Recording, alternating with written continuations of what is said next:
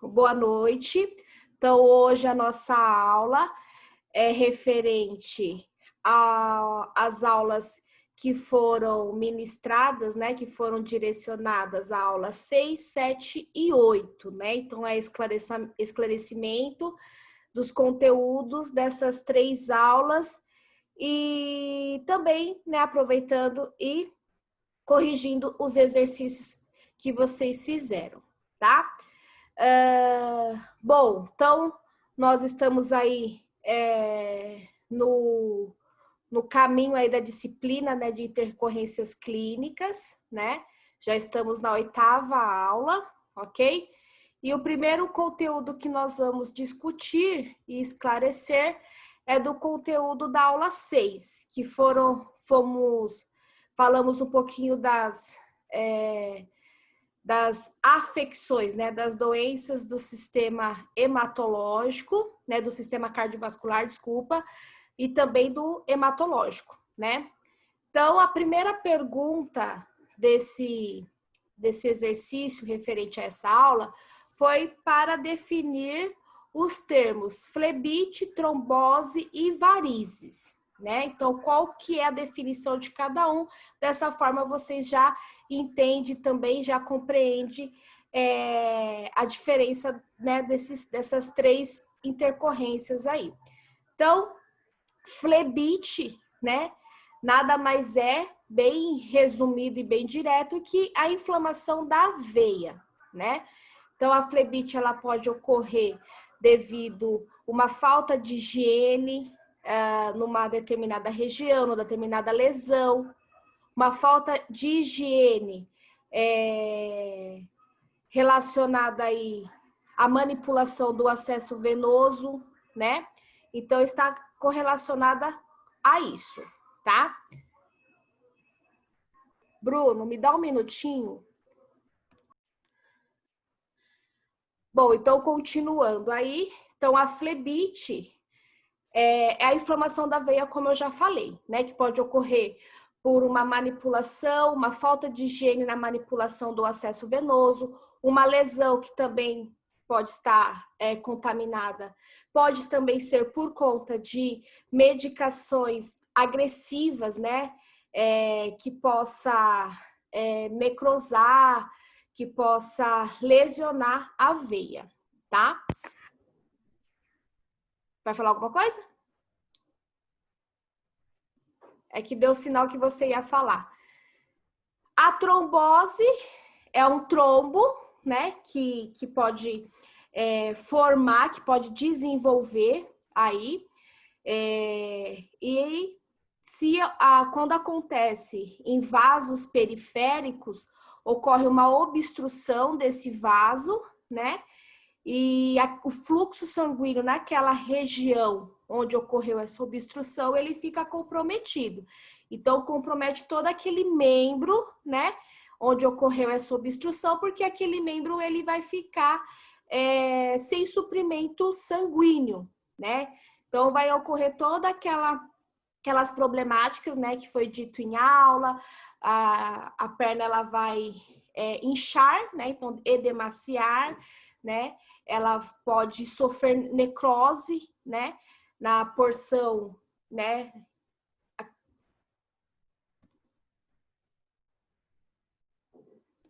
Bom, então ela pode sofrer necrose, né, na parte, né, vamos dizer, né, na região do membro que não está recebendo suprimento sanguíneo, tá? E as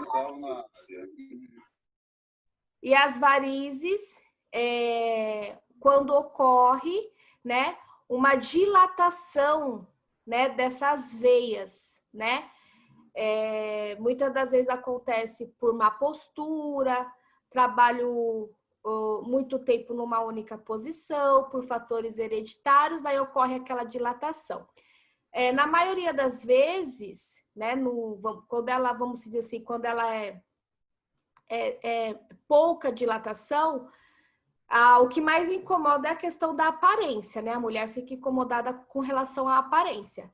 Mas conforme aumenta essa dilatação, essa aparência ela vai ser pior. E aí onde também queixa-se de dores, peso na perna, né? E em alguns casos precisa até fazer cirurgia, né? Que é a remoção desse vaso comprometido dilatado, ok? Dúvidas até aí?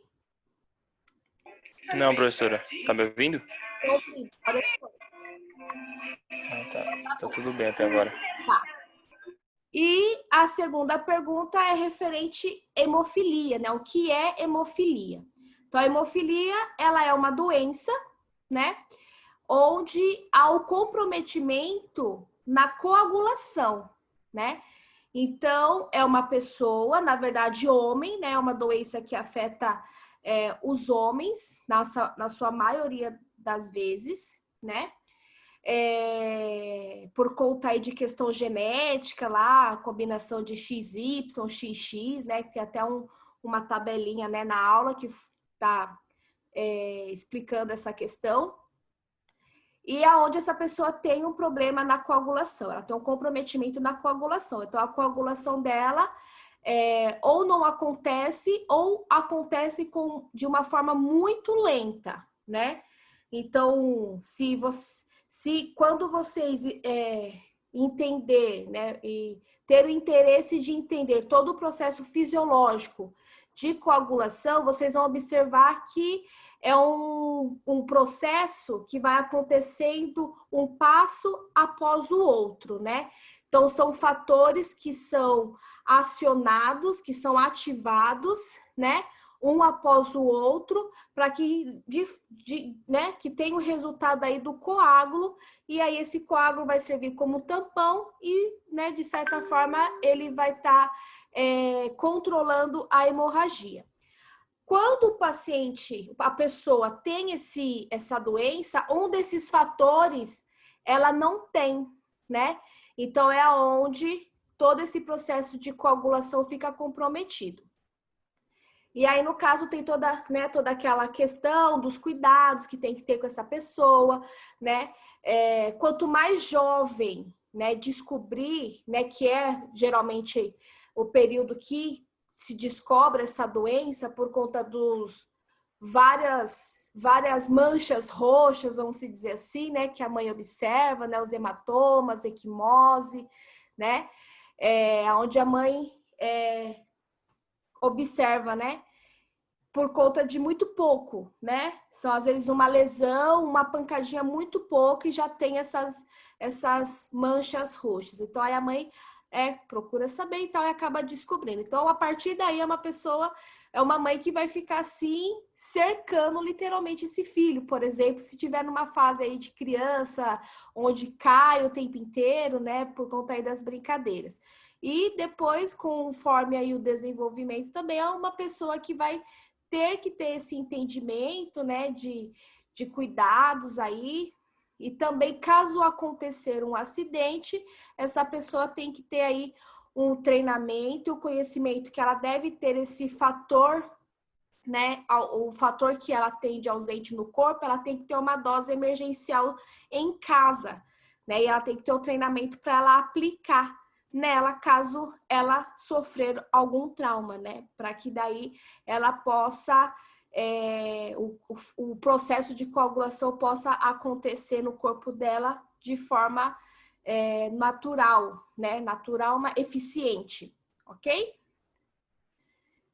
E a terceira pergunta foi uma pergunta que não foi um assunto que foi explicado, né? Eu pedi para que vocês pesquisassem. Nós falamos de outras anemias, falamos da ferropriva, que é uma das mais comuns, né? Falamos da anemia por ausência da vitamina B12, né? E aí eu pedi para vocês pesquisarem a anemia falciforme, né? E também é interessante vocês pesquisarem a anemia megaloblástica, né, que também é outro tipo de anemia que acontece aí nas pessoas. Então, aqui nesse caso, a gente pesquisou a anemia falciforme, né? Então, conforme a pesquisa de vocês encontraram que nesse caso é uma anemia onde tem uma má formação nos glóbulos vermelhos, né? Então, os glóbulos vermelhos, ele se desenvolve com outra característica, que é o formato de foice, né? Por isso do nome falciforme, né? Então, é uma doença que tem por característica acontecer mais em pessoas da raça negra. Não me pergunte exatamente por quê, porque eu ainda não encontrei uma explicação exata para isso, né? Mas tem essa questão, né? Essa incidência mais em pessoas da raça negra, tá? Então, é uma doença que tem aí como sintoma dores, né, na sua maior parte, né? Na verdade, ela pode se manifestar com mais intensidade ou menos intensidade nas diferentes pessoas e também dependendo do momento da vida, né? Da fase da vida que essa pessoa esteja passando aí, né? O momento da vida. Então, no caso, o que é mais característico são dores musculares, dores articulares, por conta desse formato dos glóbulos vermelhos, em formato de foice, ele tende a obstruir os pequenos vasos, né? E aí as crises dolorosas acontece por conta dessa obstrução, né? Então, infecções pode acontecer. O mais característico são dores, infecções, lesões que demoram para cicatrizar, né? As úlceras que podem acontecer e demorar muito para cicatrizar por conta da característica dos glóbulos vermelhos. Por quê? A gente compreendendo lá toda a questão do sistema sanguíneo, né? Todas as funções de todos os componentes do sistema sanguíneo hematológico, nós entendemos que os glóbulos vermelhos, eles têm de função o quê? De transportar o oxigênio, né? Então, é como se aqui, eu sou o glóbulo vermelho, aqui as minhas mãozinhas, pego aqui as moléculas de oxigênio e levo comigo e vou distribuindo para todos os tecidos. E quando nós temos uma deficiência justamente nesse componente, né, que é os glóbulos vermelhos, então nós entendemos que diversas questões aí pode ficar prejudicada e comprometida, né, no organismo dessa pessoa, né? Então é uma pessoa que vai ter acompanhamento médico para o resto da vida, né? E o tratamento vai se basear o quê? Nas crises, né? Nas crises que ela tiver, conforme as complicações que ela apresentar, é ali que vai se basear o tratamento. Não tem um tratamento onde, de uma hora para outra, o organismo dela vai produzir todas as hemácias com o formato correto, né? Que é redondinho, formato de disco, né? Então, ele é fininho e redondinho. Não tem, né? Então, vai se basear nas crises. Ok, Bruno? Tudo bem até aí? Tudo bem, professor. Eu queria saber, a senhora falou anemia megaloblástica, né? É, Tá, vou pesquisar então. isso, anota aí, pesquisa. É bem interessante também. Tá bom.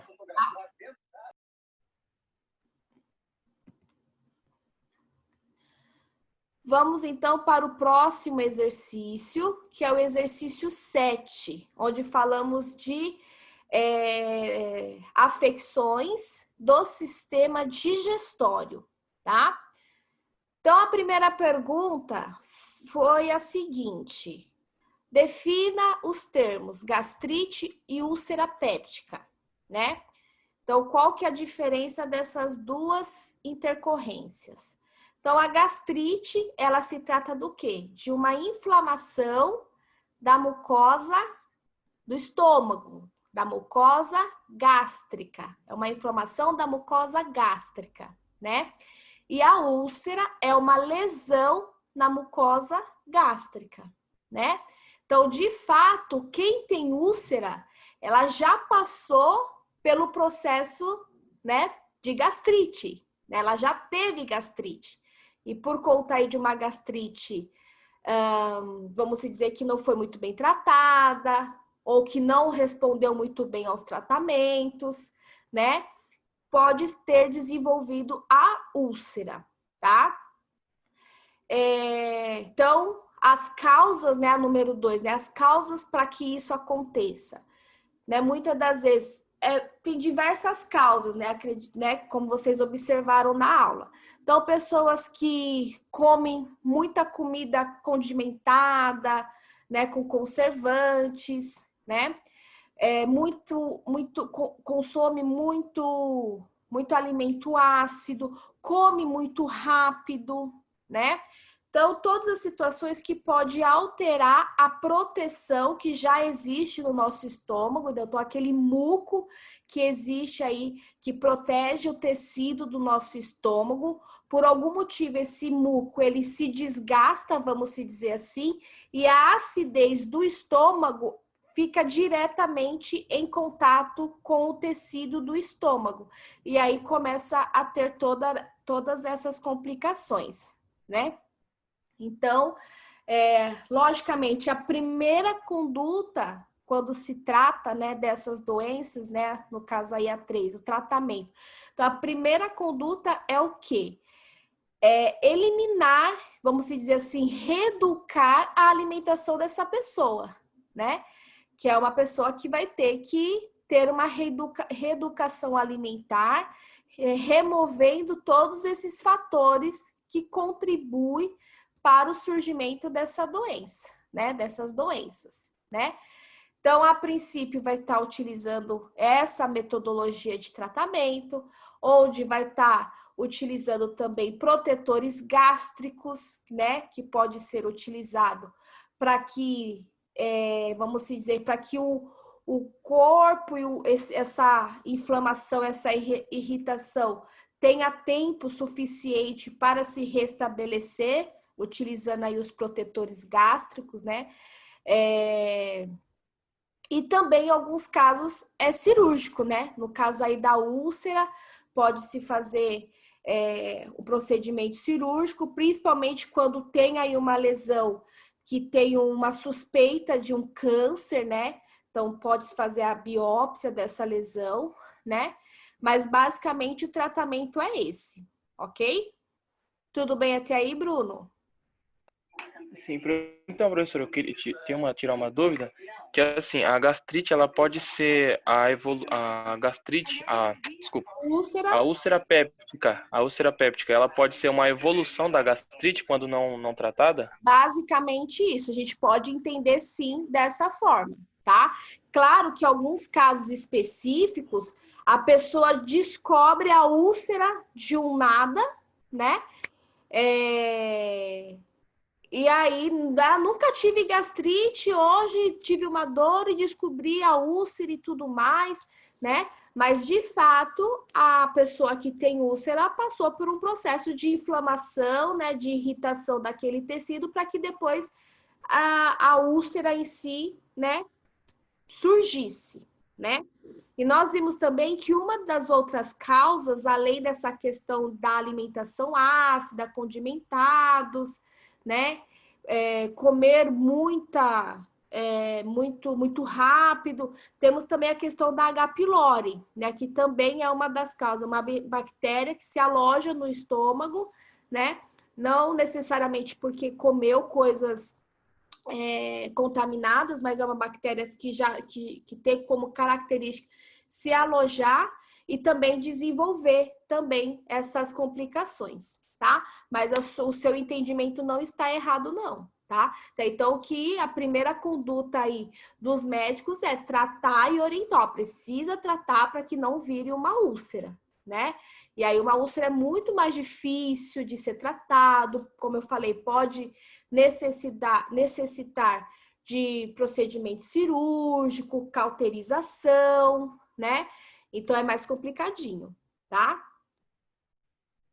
A número 4, entendeu? Beleza.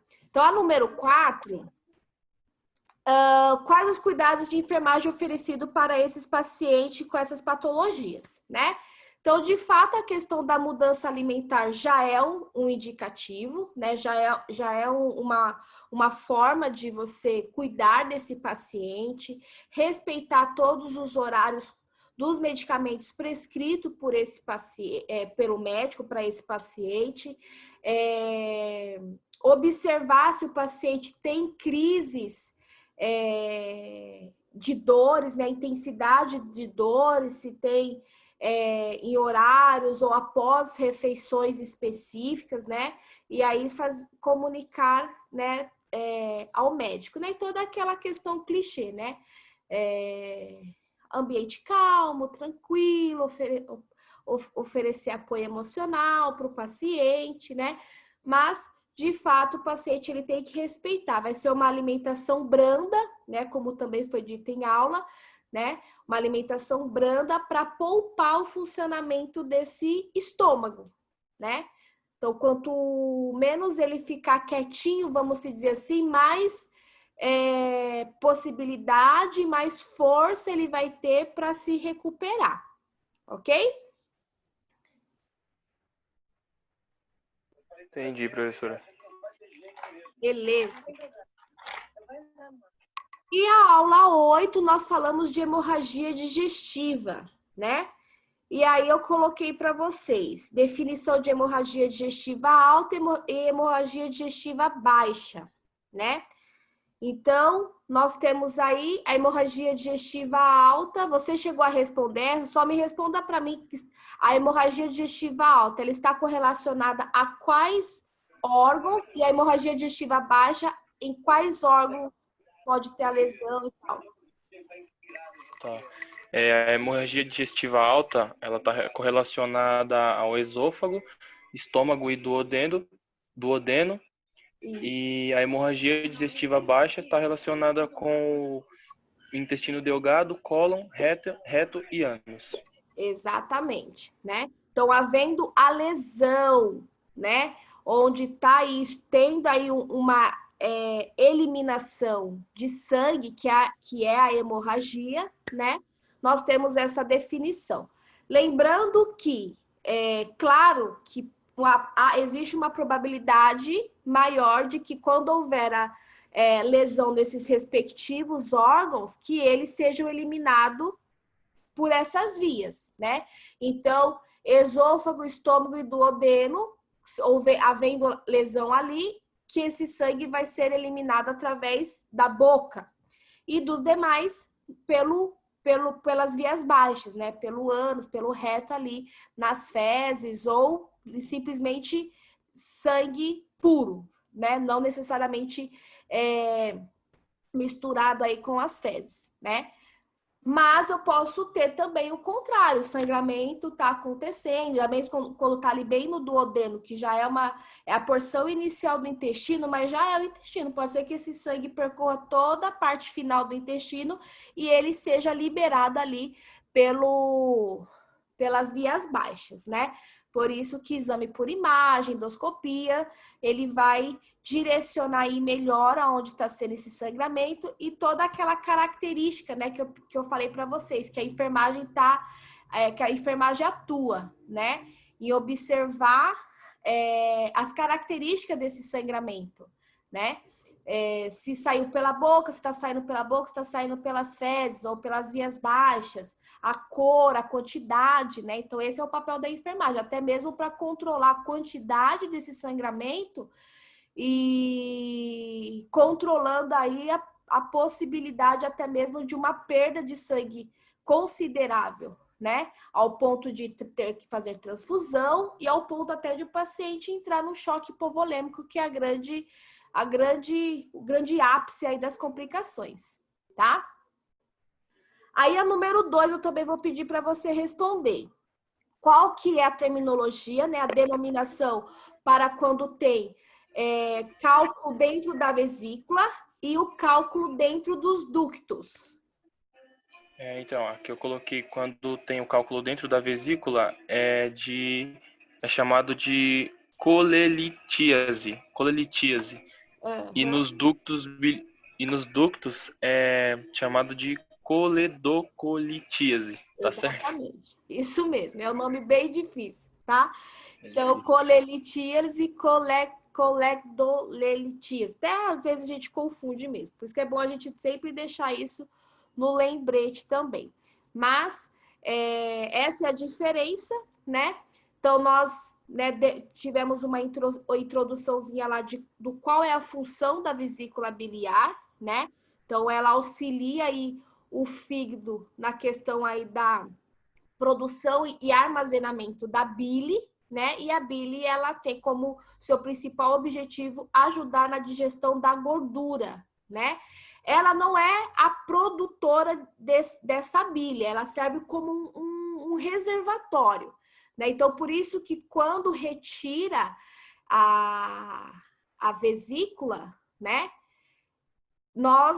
A pessoa muitas das vezes não sente diferença na sua vida, né? Ela pode, às vezes, continua comendo tudo normal e não sente nada, né? Mas é interessante sim que essa pessoa não que essa pessoa, na verdade, todos devemos ter cautela aí no consumo de comidas com alto índice de gordura, né?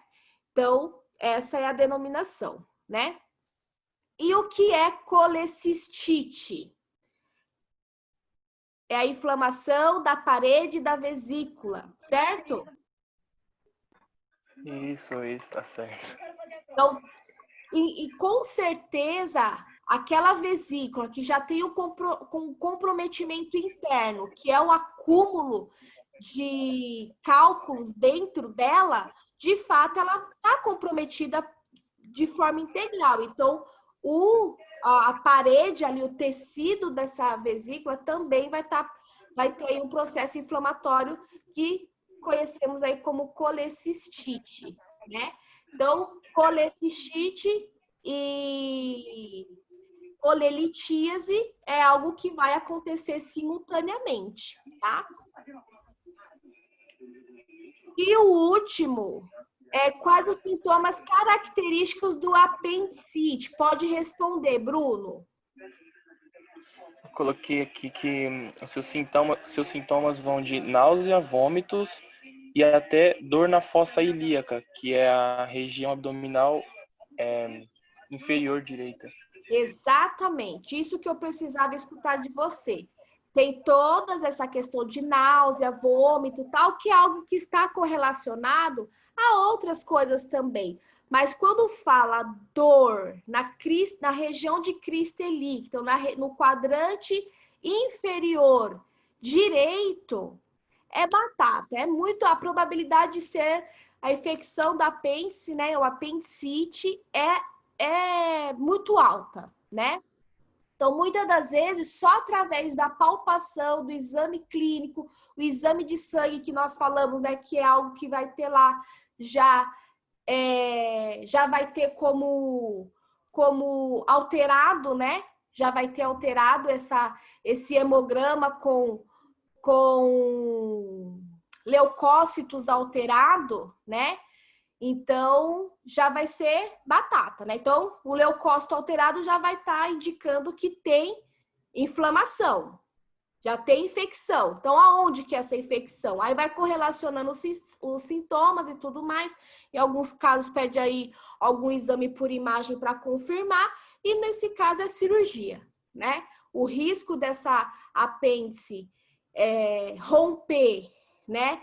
E esse processo, esse material inflamatório, infeccioso, se espalhar na região peritoneal, é uma complicação que os médicos temem nesse caso. Então, por isso que já é uma cirurgia já praticamente emergencial, entendeu? Porque depois que isso acontecer, a questão da peritonite, gerar uma infecção generalizada é muito alta, né? Então, por isso que diagnóstico, cirurgia na hora, entendeu? Entendi sim, professora. Professora, só uma dúvida. Sim. No caso, quando a gente vê, tem pessoas que quando vai fazer cirurgia de apendicite, tem aquela marquinha bem pequena. Por que tem outras pessoas que tem uma marca de cicatriz tão grande? Olha, isso vai depender do médico. Hoje em dia, tem essa cirurgia que pode ser feita só com 2 buraquinhos, que é o laparoscopia, né? Através do laparoscópio. Ok, agora, Ainda mais antigamente, né, as cirurgias mais antigas tem o cortinho mesmo. Então, vai depender dos recursos que a instituição que ele fez tem. Vai depender também do grau dessa infecção. Muitas das vezes retira e se faz uma espécie de higienização nas redondezas ali da apendicite. Já observa se por acaso teve ali um pequeno extravasamento dessas secreções, né? Então, depende muito do médico, da instituição, entendeu? Ah, sim, entendi. Sim, obrigado. Tá bom? Bom, acho que pelo que a gente havia programado, nós finalizamos aqui, certo? Ok? Acho que travou, professora, eu não consegui ouvir. Finalizamos, então, o que nós tínhamos combinado? Ah, sim, sim. Tudo Tá certo. bom? E aí, em primeira mão, eu vou estar dizendo aí para você, né, já que você é o único que está presente, que vocês estão de férias, tá? Amanhã eu vou lançar aí o comunicado. E aí, vocês retornam, eu acredito, deixa eu só confirmar aqui no calendário. Eu acredito que é dia 22 que a gente retorna. Dia 29, Dia 22? dia 22, tá bom? Tá, dia 22 de qual mês? Não escutei, Desse travou. mês mesmo, é só 2 semanas só sim. de férias. Nós estávamos Sim, aguardando aí toda a questão da diretoria pedagógica, né? E aí, como o calendário ele deve ser seguido, então a gente vai respeitar também essa pausa aí das férias. Entendi. Tudo bem, então, professora. Tá bom? Boa noite para Tá você, bom. boas férias. Porém, estamos aqui. Tiver dúvida, tiver fazendo exercício e tal, a gente está aí à disposição. Tá ok, muito obrigado, professora. Tchau, Bruno. Tchau.